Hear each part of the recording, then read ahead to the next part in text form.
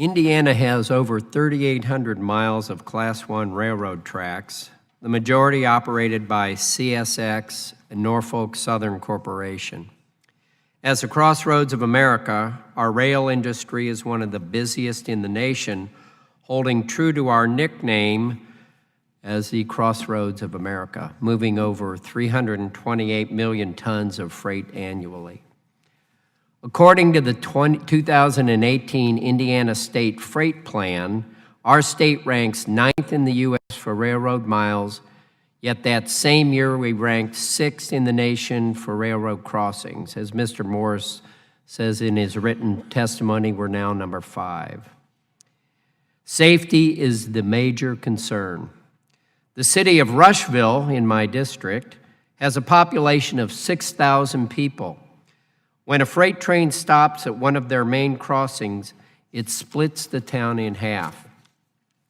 Ambulances and firefighters could be rerouted, threatening lives in case of emergency.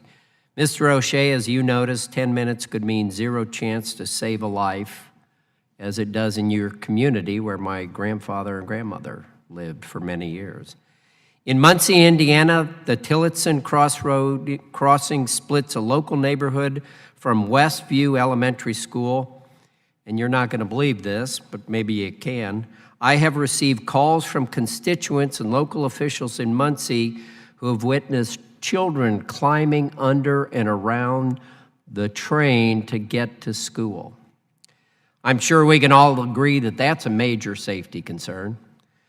Mr. Morris, we are grateful that Norfolk Southern vowed to work with Muncie, Indiana Transit System to address this specific problem.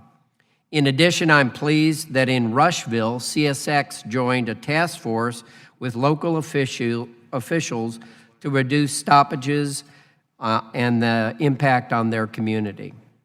These are both great examples of industry and government working together to improve grade crossing safety and minimizing avoidable stoppages.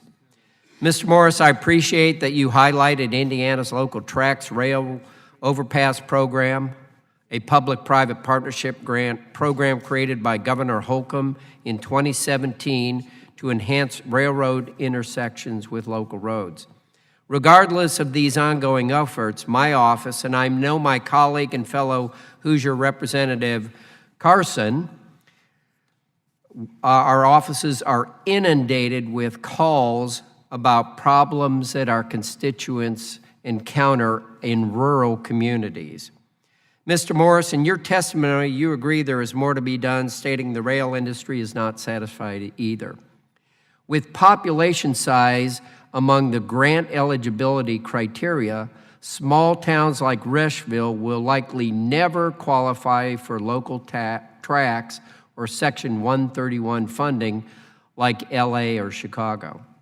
Mr. Morris, do you see an opportunity for industry and government to develop a strategy like an operating procedure or a set of standards to mitigate the impact on rural communities that will not be awarded competitive grants because of their size?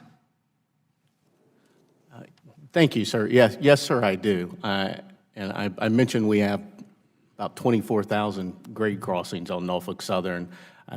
The fact that I recognize Tillotson should, I think, tell you everything about it. But that's a perfect example of, we mentioned engineering as one solution, education, and this is a great example of education both inward and outward.